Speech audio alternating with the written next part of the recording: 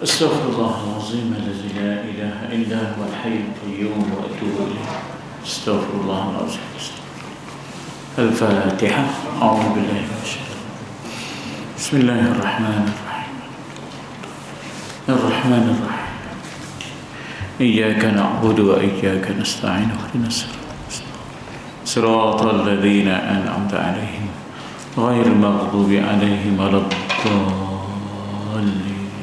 Amin. Assalamualaikum warahmatullahi wabarakatuh.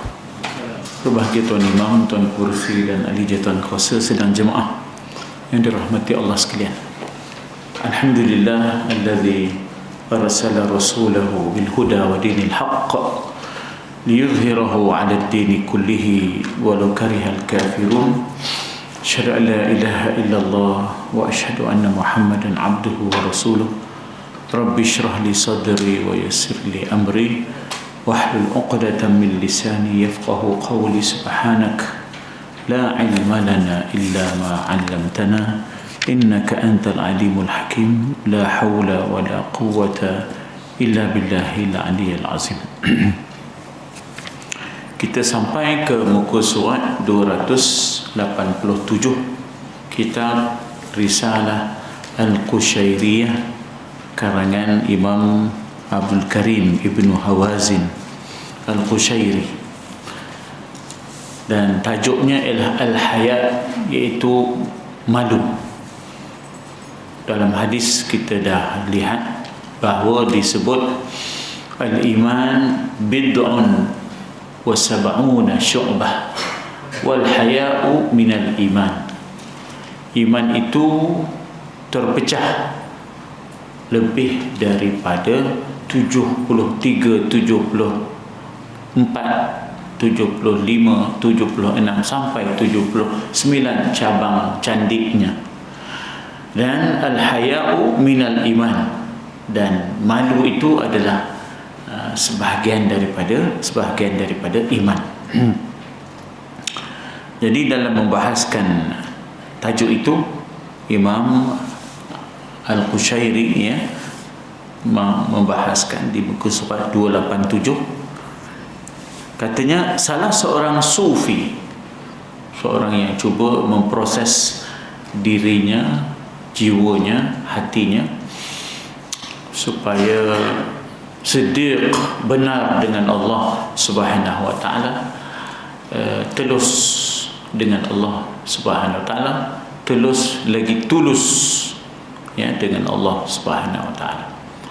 Jadi proses itu perlu kepada mujahadah. Untuk menjadi ahli sufi ini, dia tidak boleh dengan angan-angan. Dia perlu kepada mujahadah, proses. Ya. Perlu melalui pendidikan praktikal, tarbiyah. Dia bukan hanya teori. Dia bukan hanya teori. Jadi satu malam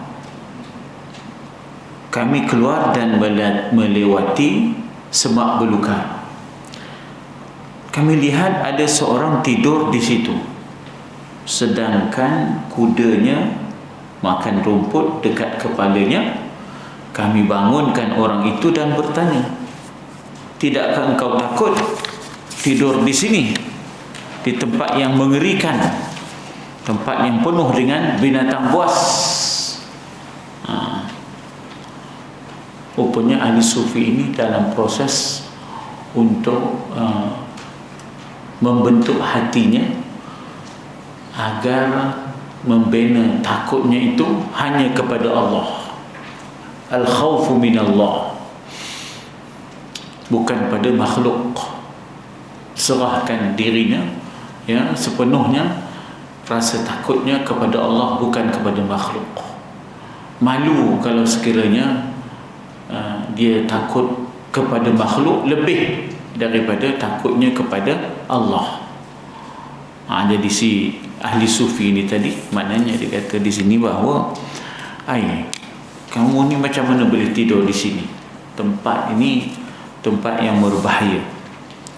Dia mengangkat kepalanya dan menjawab di hadapannya, iaitu di hadapan Allah, saya malu. untuk takut selain Allah. Ya, supaya saya ini dapat mengasuh diri saya secara praktikal, secara amali. Takutkan Allah, bukan takutkan makhluk. Yang ini proses bukan main-main lah. Ya, coba. Ya. Kalau orang menuntut kan, saja dia hantar ke tempat-tempat begitu. Coba. Itu dia. Jadi ini retreat ini dipanggil sebagai suluk. Retreat ini adalah merawat diri, merawat hati supaya telus dan tulus dengan Allah. Jadi dalam ilmu tasawuf dipanggil suluk. Orang Melayu sebut soluk. Bersoluk. Orang putih sebut retreat. Retreat ourselves. Bagaimana kita dengan Tuhan ni? Ya benar ke takut Tuhan ke takut makhluk lebih daripada Tuhan? Itu dia. Jadi dia kata di hadapannya, iaitu di hadapan Allah, saya malu untuk takut apa-apa selain Allah. Tuan-tuan dan puan-puan, pagi tadi lepas kuliah subuh, saya berjumpa dengan seseorang yang baru nak belajar berkebun-kebun ni.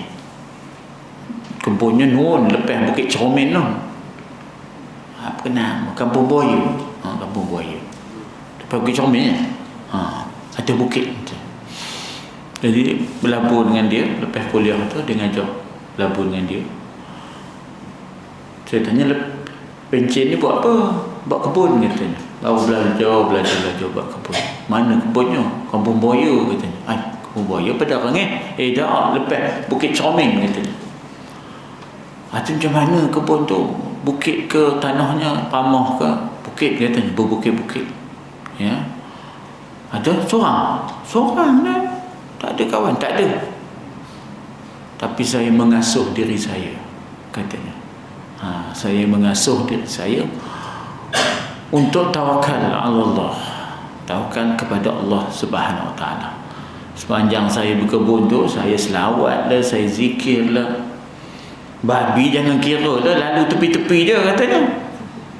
Babi besar-besar katanya. Besar dia kata. Tapi masa itu saya ingatkan Tuhan je lah. Tuhan ada. Jadi ini maksud saya ialah bagaimana dia memproses dirinya secara amali. Ya, berbenar ke takut Allah ataupun takut makhluk lebih daripada Allah. Rupanya bila kita takut Allah, dengan sendirinya makhluk itu akan maknanya menjaga keamanan, tidak mengganggu kita. Atau tak ada katanya. Bila dah hobi tu saya tanam dalam diri saya, tak ada tak ada dia. Lalu tepi-tepi ada lah katanya. Tak ada pula dia nyondoi ke tak ada apa letak api. Memang besar-besar katanya. Memang besar-besar. Tapi bila dah diasuh katanya untuk tawakal ala Allah itu, serahlah apa pun pada Tuhan. Rupanya begitulah, bila kita itu serah pada Allah, maka Allah Ta'ala akan menjaga kita daripada makhluk-makhluknya. Itu maknanya kita kata bagaimana dia ni tadi terpelihara dia. Kerana apa? Kerana dia nak takut hanya kepada Allah. Dia malu kalau dia lebih takut kepada makhluk lebih daripada Tuhan. Ya Allah, ya, bukan senang tu memang ya. Kemudian diletakkannya kepalanya kembali, tidak boleh. Tadi kan kena gerak tengah tidur. Gerak balik, tidak boleh. Apa hidup nyadin dia. Apa yang nak ditakut hanya Allah. Malu dia kalau takut selain Allah, ya, kalau takut makhluk lebih daripada Khaliq. Itu yang saya kata, benda ni proses amali. Tak boleh teori-teori, cakap-cakap opini, ngajar-ngajar opini tak jadi. Ya tak? Cemika teman letak, ya tak? Cemika teman letak di satu tempat, tengok akal mika. Goyor ke tak goyor? Coba. Allah SWT mewahyukan kepada Isa alaihi salam peringatkanlah dirimu. Maknanya jangan asyik nak mengingatkan orang, bagi tazkirah pada orang, diri sendiri lupa. Bagaikan lilin yang membakar dirinya untuk menerangi orang lain, dianya terbakar itu je, tak ada apa faedah untuk diri dia. Itu malunya. Malu kita asyik mengingatkan orang, kita tak ambil ingatan. Allah, atamuruna an-nasa bil birri wa tansawna anfusakum wa antum tatluna al-kitab. Adakah kamu menyuruh orang buat baik, kamu lupakan diri kamu? Atamuruna an-nasa bil birri wa tansawna anfusakum wa antum tatluna al-kitab afala taqilun. Tak guna akal ke kamu nyuruh orang buat baik, kamu lupakan diri kamu? Kamu nyuruh orang buat itu, nyuruh buat ini, kamu hidup juga. Lalu je tabung, kamu malak. Lalu tabung, dianya malak. Tabung lepas, baru dia jaga balik. Dia tadi nyuruh sedekah, tapi bila lalu tabung, dia pun Maulana, bukan Maulana. Jadi kata wahyu Allah kepada Nabi Isa AS, peringatkanlah dirimu. Jika ia menghiraukan peringatan itu, maka peringatkanlah manusia. Tazkirah itu sebenarnya untuk diri kamu dulu. Mulut kita paling dekat dengan telinga kita, bukan telinga orang. Kita yang berlabur tu, kita lebih dulu ambil ingatan, sebab paling dekat dengan telinga kita, bukan telinga orang yang dengar tazkirah. Jadi kalau kamu sudah boleh mengambil ingatan, jika ia menghiraukan peringatan, maksudnya jika kamu mengambil peringatan itu, kepedulian terhadap peringatan itu, ya, maka barulah peringatkan manusia. Kabura maqtan 'inda Allah an taqulu ma la taf'alun. Sangat besar kemurkaan di sisi Allah kamu berkata benda yang kamu tak buat. Lima taquluna ma la taf'alun. Kabura maqtan 'inda Allah an taqulu ma la taf'alun. Kenapa kamu berkata benda yang kamu tak buat? Sebesar-besar kemurkaan di sisi Allah bahawa kamu berkata benda yang kamu tak buat. Kita kata cakap tak serupa wiki. Jadi ternyata nas itu memberikan tips. Itu surah As-Saff, memberi ingatan kepada kita orang Islam sepatutnya menjadi contoh teladan, role model. Jangan berlabun je. Memanglah kalau kita tengok Tok Kong kuil, tak ada tazkirah, tak ada. Tok Kong kuil ke ada, dia mau fardu ain majlis tiap malam apa kita, tak ada. Dia mau kerja, dia mau ngecat besar, lepas tu besarkan Tok Kong kuil. Tahun depan ngecat lagi. Itu je lah kerja. Bukan ada tazkirah ke, ada majlis ilmu fardu ain ke, tak ada. Tapi masalahnya bila dilihat dan dinilai pada realiti amalannya, ya Allah, dalam keadaan kita banyak tazkirah, banyak ingatan, banyak pengajian, kualiti tidak menggambarkan sebagai contoh terbaik. Itu yang itu yang kadang-kadang tu terpukul kita. Kebersihan, disiplin, teratur, pupuk lera. Dia tengoknya kita pupuk lera. Macam mana kata? Islam ada nazafah, ada kebersihan, ada ketelitian. Tiba-tiba amalannya bercanggah. Itulah makanya walk the talk, kata orang putih, buat apa yang kita labut, walk the talk. Jadi krisis kita disebut sebagai diarrhea of words and constipation of action.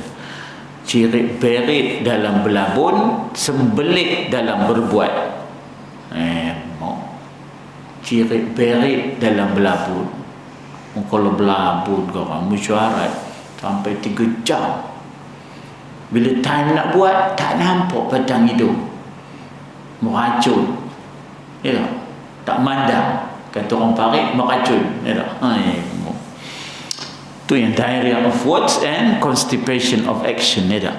Cerit berit dalam belabun, sembelit bila nak berbuat, tak mandang. Mak cukup tak rasi. Atau bila orang buka bihun baru sampai. Sudahnya gotong royong jadi cenderoyong. Ya, ini bukan orang sini, orang Pasir Berdengung. Tidak. Tang itulah, ya tak? Sebab itu kita disuruh banyak bertindak, bukan banyak bercakap, ya. Bukan banyak bercakap. Jadi yang dinilai esok ialah tindakan-tindakan kita, bukan percakapan kita. Ya. Jadi katanya apa di sini, bahawa dikatakan bahawa ada beberapa macam malu. Ada jenis-jenis al-haya, ya, malu ni. Yang pertama, malu yang dikarenakan melakukan pelanggaran. Rabbana zalamna anfusana. Wahai Tuhan, kami malu. Wahai Tuhan, kami telah menzalimi diri kami telah menzalimi diri kami dengan dosa pelanggaran. Yang ini Adam dan Hawa rasa malu dengan Tuhan. Kenapa melakukan dosa-dosa? Itu pun kita lah. Itulah sifat yang mesti ada, itu malu dengan dosa. Jangan ngekek pula, ngilek pula dengan dosa. Malu apa bosku? Apa kepesek ni? Mana nak letak iman kita? La wazna lahu. Tak ada wazan, tak ada weightage. Ya, kalau kita boleh mendabik dada dengan kesalahan dan dosa, ya, malu apa bosku pula dah. Mana letak iman kita? Kita itu berani kerana benar, malu kerana salah. Jadi nak ke mana kita letak pepatah itu? Kalau tak ada hadis Rasul, hadis Melayu pun tak pakai. Hadis Rasul tak pakai, al-haya'u minal iman. Hadis Melayu pun tak pakai. Hadis Melayu kata berani kerana benar, malu kerana salah. Ngekek, ngilek lagi. Boleh lagi karaoke. Jadi macam mana kita nak letak kita punya maruah, integriti, ya, mana kita nak letak morality kita. Sebab itulah, bila sudah tidak ada moral dalam tindakan-tindakan, maka berlakulah korupsi. Ya, without morality tends to corrupt. Ya. Katanya apa di sini bahawa jadi pertama, malu kerana melakukan pelanggaran terhadap larangan Allah. Fala taqraba hadhihi syajarah. Ya, fa azallahuma syaitan fa akhrajahuma mimma kana fihi. Seperti malunya Adam alaihissalam ketika mana dia ditanya, apakah engkau berniat lari daripada kami? Kami di sini Allah. Tapi kenapa Allah guna kami? Kami di sini bukan bilangan. Kami di sini litta'zim, keagungan, di mana Allah itu memerintah dan Allah mempunyai petugas-petugas. Ada missionaries, ya, ada missionary-nya, petugas-petugas Allah yang menjaga langit, yang menjaga bumi, yang menjaga syurga, yang menjaga neraka, yang menjaga nyawa, yang menjaga rezeki, ya, yang menjaga maknanya kita kata wahyu. Jadi itu disebut kami di situ. Kami dalam erti kata lillahi mulkus samawati wal ard. Jadi tara-tara kerajaan Pasola pun ada petugas. Seorang tukang kipas. Itu yang penting tu, tukang kipas tu penting. Itu asasi ya. Itu asas. Kalau tak ada tukang kipas, dia tak syok. Tak syok. Memerintah tak syok. Seorang lagi jaga pasukan kawalan keselamatan, pakai topi bomber kan. Dan singgah sana dia tu, tempat dia bersemayam tu sejahtera, tak ada apa-apa. Negara negaranya padang jarak, padang terkukung, tapi tempat dia bersemayam tu wah, steady je. Ada pula tukang kipeh tengah-tengah hangat pijo tu. Itu tala kerajaan Pasir Bedengong tu ya tak? Jadi saya nak ceritanya, takkan Allah yang mempunyai kerajaan yang besar, wa idza ra'aita thamma ra'aita na'iman wa mulkan kabira, kerajaan yang besar, mulkan kabira, itulah kerajaan yang besar esok. Dia takkan tak ada petugas, maka sebab itulah diguna perkataan kami. Bukan maknanya Allah berbilang. Allah dengan sifat wahdaniyah, Allahu ahad, lam yalid wa lam yulad, tapi kami di sini dipanggil li ta'zim, keagungan, the greatness of Allah Subhanahu wa taala, ya. Jadi katanya apa di sini, bahawa kamu Adam nak lari ke daripada kami? Dia menjawab, tidak, aku malu ya Allah. Ya, aku malu lantaran kezaliman diri, zalamna anfusana, dengan dosa-dosa. Jadi setidak-tidaknya zalim itu kita lihat bukan hanya kepada orang, zalim juga boleh berlaku terhadap diri sendiri. Zalim juga berlaku terhadap Allah. Ya, seseorang yang berbuat syirik itu zalim terhadap Allah, yang itu kekal dalam neraka. Seseorang yang buat dosa tapi tak sampai ke tahap syirik, dia telah menzalimi dirinya. Ya, dia telah menzalimi dirinya. Jadi sebenarnya bukan begitu ya Allah, aku tidak mau lari daripadamu, tidak, tapi aku malu di hadapanmu. Kategori malu yang kedua ialah malu kerana tidak mampu. Ya, malu kerana tidak mampu.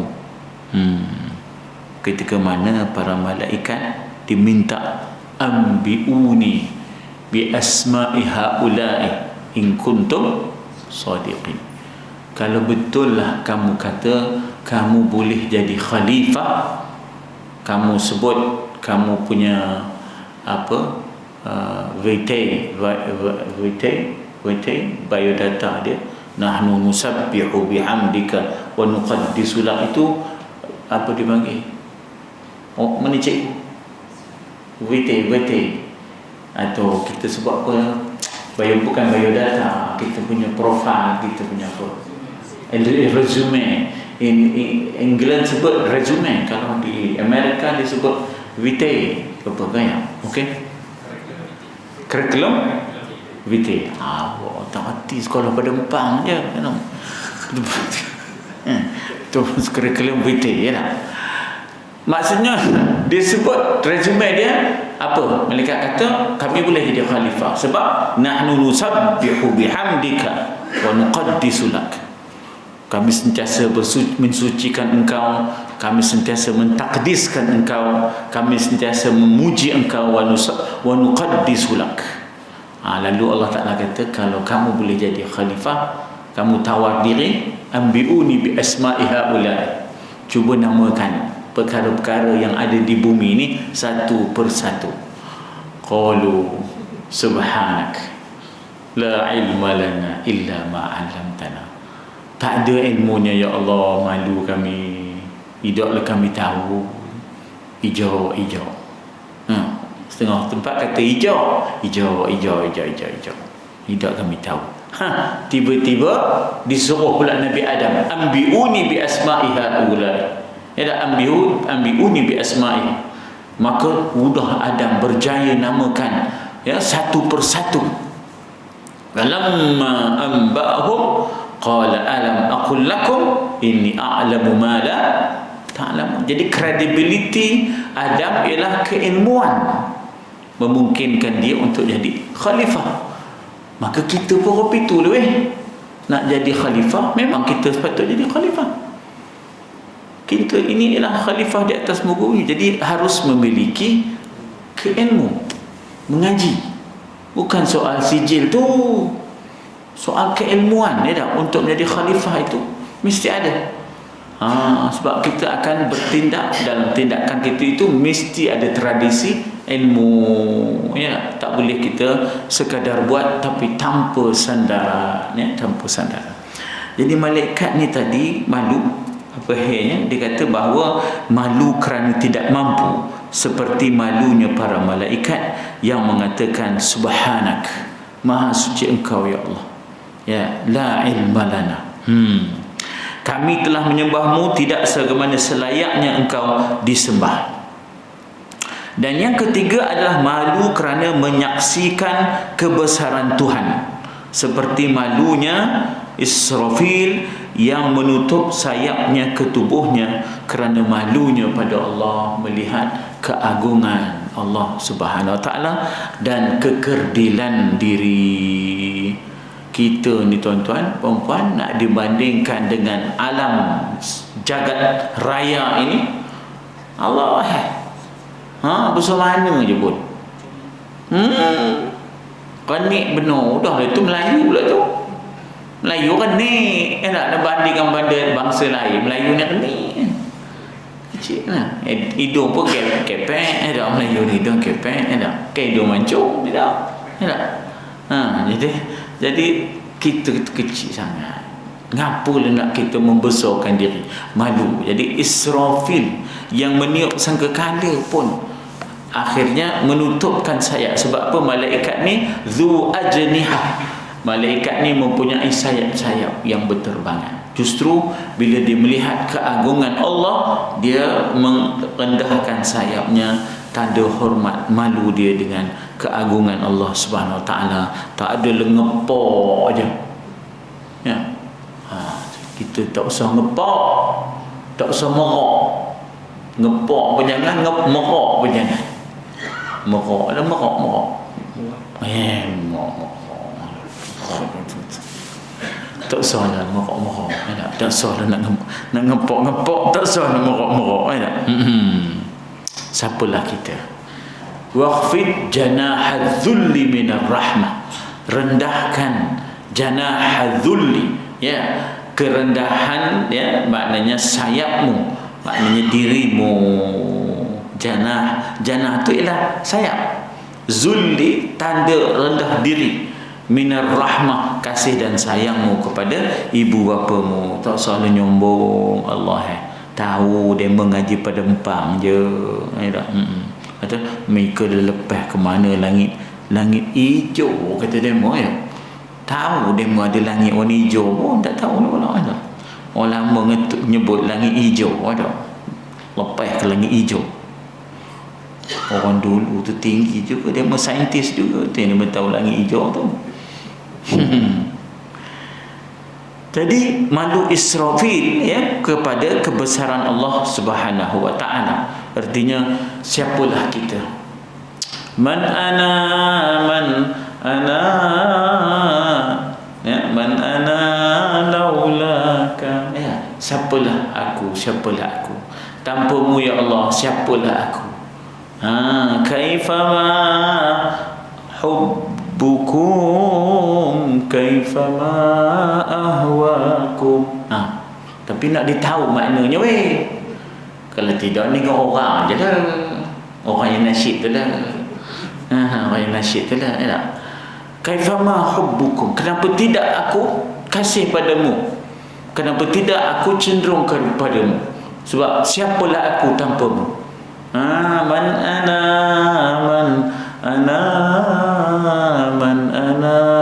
laulakum. Ya, Allahu Akbar.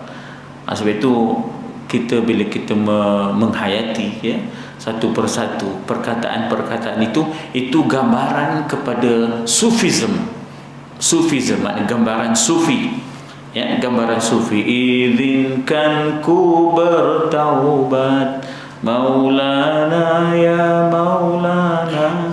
Izinkan ku bertaubat tu tinggi bagi saya. Nak boleh kita bertaubat tu kalau tak ada izin Allah, bukan dari kita. Nak boleh datangkan penyesalan, nak boleh datangkan rasa benci maksiat, nak boleh datangkan keazaman untuk tidak melakukan lagi, kalau tak ada daripada Allah, tak terbuat kita harap kita je tak maunya. Kita ngidam, ya awak ndok lagi doyan tu. Bukan doyan kita, doyan orang. Mak awak ndok lagi. Kalau dia ngolek je, malam je awak nyuluh. Jadi dia tak datang perasaan nak bertaubat tu. Itu yang bagi saya bila disebut izinkan ku bertaubat Maulana ya Maulana. Jadi di hujung tu disebut izinkan ku bertaubat. Itu bagi saya itu larasnya tinggi. Tinggi tu. Memohon keizinan Allah untuk bertaubat. Maksudnya kalau tak ada izin Allah, tak mampu nak cetuskan rasa penyesalan, rasa benci maksiat, tak mampu nak cetuskan keazaman untuk terus, ya, maknanya meninggalkan maksiat itu. Baik, kemudian katanya apa di sini, ya, keempat, ini kategorinya, kategori malu, iaitu malu kerana ketinggian budi. Rasulullah sallallahu alaihi wasallam dia datangi oleh tetamu-tetamu. Itu biasalah. Rumah Nabi ni rumah yang sangat-sangat terbuka, ya, kepada tetamu. Jadi tetamu ni pula bila dah pergi ke rumah Nabi, tak nak keluar daripada rumah, tak nak balik, seronok dengan Nabi, tak jemu dengan Nabi. Nabi malu nak nyuruh dia berbalik. Turun ayat nyuruh dia kalau pergi rumah Rasulullah, usahlah lama-lama, kata Allah. Ini dia ayatnya ni. Ayat dalam surah Al-Ahzab ayat 53. Wa idza fa idza ta'imtum, dah makan, fa idza ta'im tu ta'am, bukan dah makan katanya, fantashiru, bertebaran dah. Fantashiru fil ardi, kan kita baca suratul Jumu'ah, fa idza qudiyatis salati fantashiru fil ardi. Dah habis sembahyang bertebaranlah di muka bumi, janganlah duduk lagi di masjid. Wa bataghu min fadlillah, carilah rezeki kurniaan Allah, berikhtiarlah, berusahalah. Tapi yang ini fa idza ta'imtum fantashiru, bila kamu dah makan di rumah Rasul, dah berjamu, maka beredar dah. Ya tak? Kumbah, kata Pak kumbah. Kumbah lah. Tak salah ngempak pula. Rupanya lampu sayung tu dia berkata lampu ngempak, ya. Pasal nak buat lampu tu kena ngempak. Jadi nama lampu tu lampu empak, kata dia. Apa pasal nak buat lampu tu kena ngempak baru siap. Kalau tak duduk ngempak, tak mau dia siap, ya tak? Pasal tu orang perempuan senang buat lampu. Pasal dia boleh duduk lama orang itu. Orang lelaki tak boleh. Kamu dah tertarik. Kamu dah tertarik. Bila nak siap? Wala musta'nisina li hadith. Katanya di sini bahawa keluar kamu semua tanpa asyik memanjangkan percakapan. Musta'nisin itu ialah continuously, berlabun, bercakap. Li hadis. Hadis itulah percakapan. Jadi jangan maknanya meneruskan percakapan di rumah Nabi. Tapi Nabi ni tadi rasa malu. Itu yang dikata di sini bahawa malu yang keempat ialah kerana ketinggian budi yang ada pada Nabi. Malu dia nak minta demo beredar. Temadeh ni malu. Kita kan kadang apa itu, ya nak, kadang-kadang apa itu, kita ada janji lah, ini tetamu ada di rumah, teman ni semua ada janji ke lain, malu nak berapa itu. Tapi gelisah tu gelisah lah, ya tak? Gelisah tu gelisah. Buat-buat akhir tengok jam lah, tengok pintu lah, ya tak? Buat akhir begitu, ya. Jadi Nabi tu malu-malu Allah dia ketika beliau malu untuk menyuruh para tetamunya pergi, ya. Lalu Allah turunkan, Allah bantu Nabi. Apa kata Allah dalam suratul Ahzab? Ini maknanya ayat Quran itu sifatnya responsif. Maknanya ayat Quran dia tidak turun dalam keadaan vacuum. Maknanya tak ada apa pasal, tak semena-mena, tak semena-mena tiba-tiba turun. Tak tahu, tak tahu. Dia tak mau turun dalam keadaan tanpa motif. Kalau bahasa mudahnya, ya, tanpa motif. Pastinya dia itu turun dengan adanya motif semasa iaitu Nabi terasa tak selesa pasal tetamu yang datang itu nampak gayanya lama benar duduk rumah Nabi. Sebab Nabi nak terima lagi tetamu yang lain. Jadi turunlah ayat membantu. Jadi ayat ini responsif dengan apa yang berlaku secara praktikal, ya, pada diri baginda sallallahu alaihi wasallam. Ini seronoknya kalau kita mengaji sebabun nuzul. Kalau kita mengaji sebabun nuzul, kita nampak hidup, life, expression of faith, maknanya terasa hidupnya keimanan kita itu dengan Al-Quran, sebab dia sangat responsif dengan peristiwa semasa, sangat responsif. Sebab itulah khutbah-khutbah pun mesti begitu, responsif dengan peristiwa semasa. Tak maunya khutbah tiba-tiba tajuknya buah-buahan tempatan, padahalnya dah tak ada, rambik dah tak ada. Apa yang buah tempatan, rambik dah tak ada dah. Tapi malu yang kelima adalah malu kerana segan. Ini menantu Nabi Sayyidina Ali. Dia nak bertanya, sebab Sayyidina Ali ni kuat, nafsunya kuat. Dia dipanggil mazza'. Apa makna mazza'? Banyak madhinya. Banyak,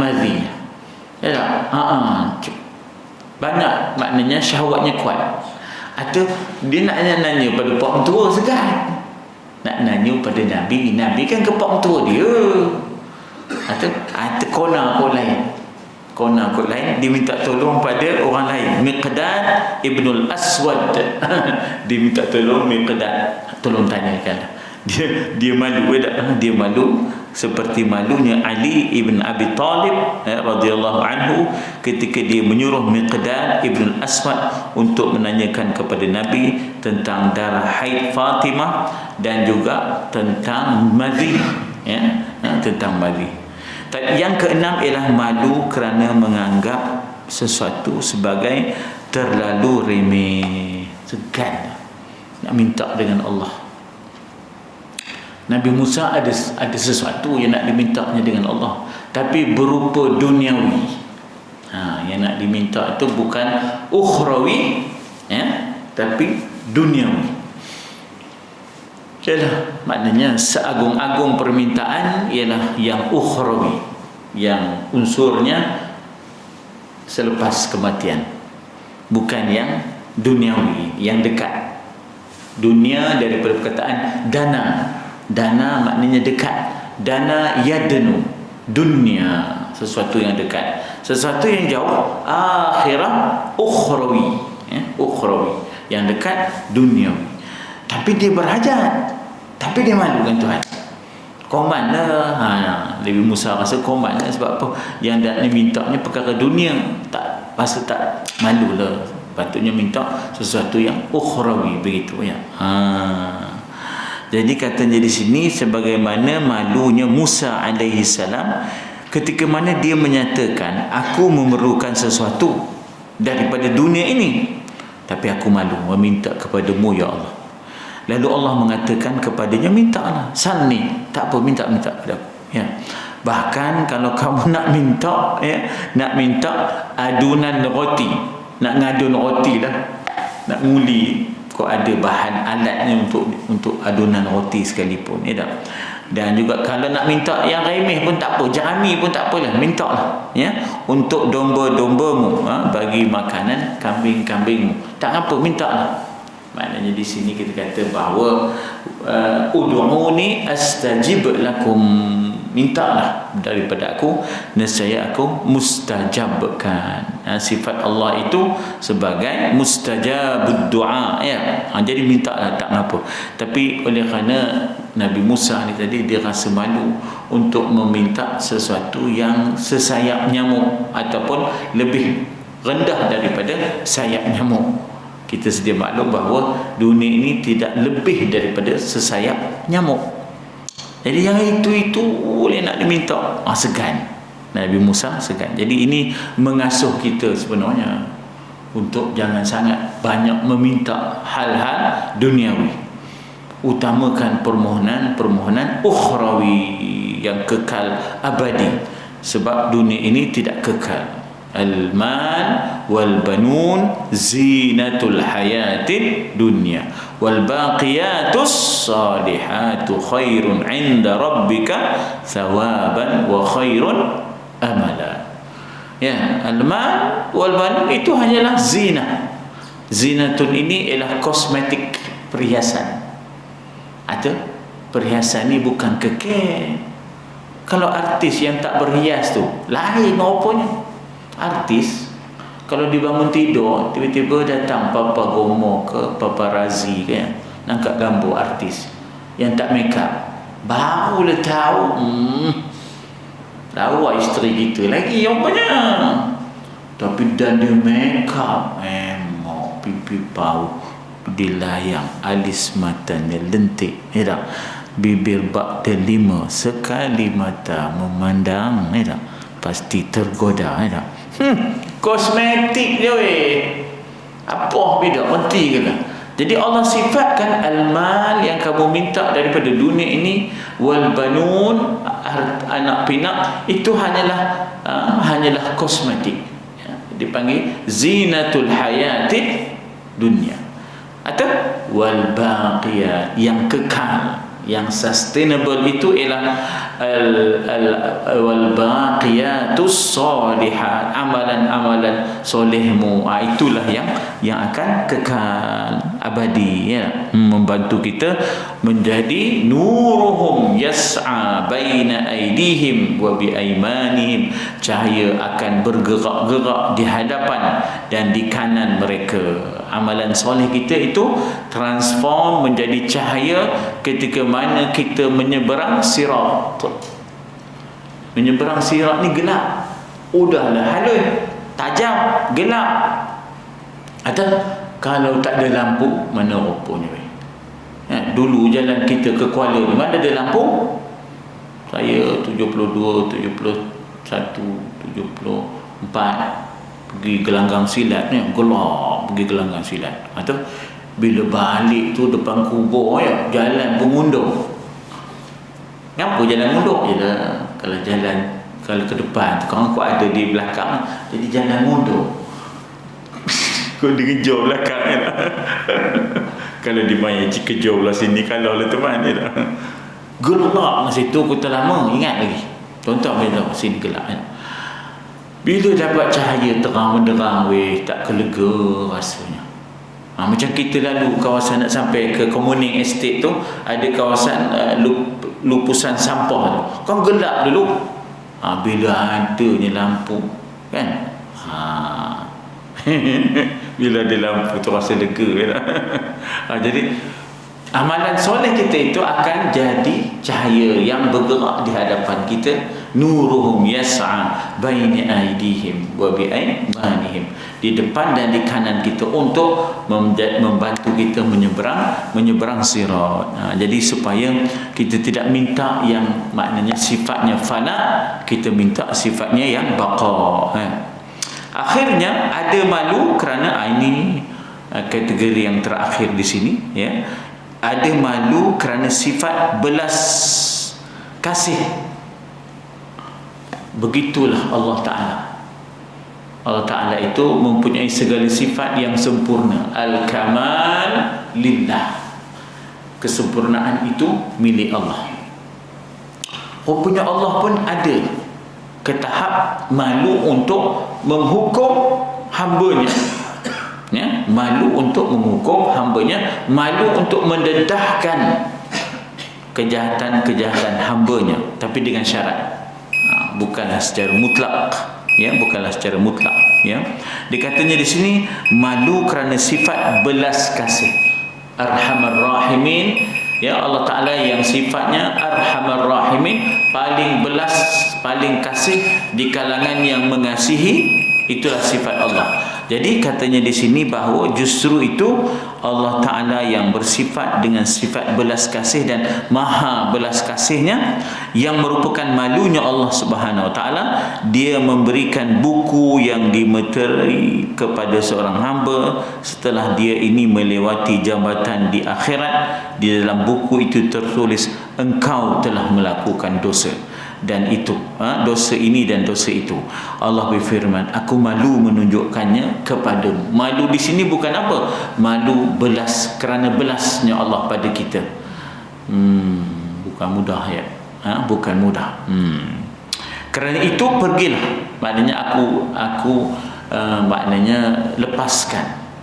Aku tak akan ambil tindakan. ya, aku tak akan ambil tindakan. Aku telah mengampunimu, qad ghafartu laka, ya. Jadi ini di antara kategori malu, ya. Maknanya betapa belas ihsannya Allah kepada kita, ya, betapa untungnya kita memiliki Tuhan yang ataupun bertuhankan Tuhan yang Maha Pengasih lagi Maha Penyayang. Tak ada pula macam agama lain. Agama lain tu ada Tuhan jahat, ada Tuhan baik, ada Tuhan gelap, ada Tuhan terang. Ada pula Tuhan jahat. Saya tanya tu sebab saya ngaji metodis dulu. Macam mana Tuhan jahat? Dia kata yang itu jahat, itu mata bulat, itu misal itu macam itu kan. Tu takut juga tengok. Itu Tuhan jahat.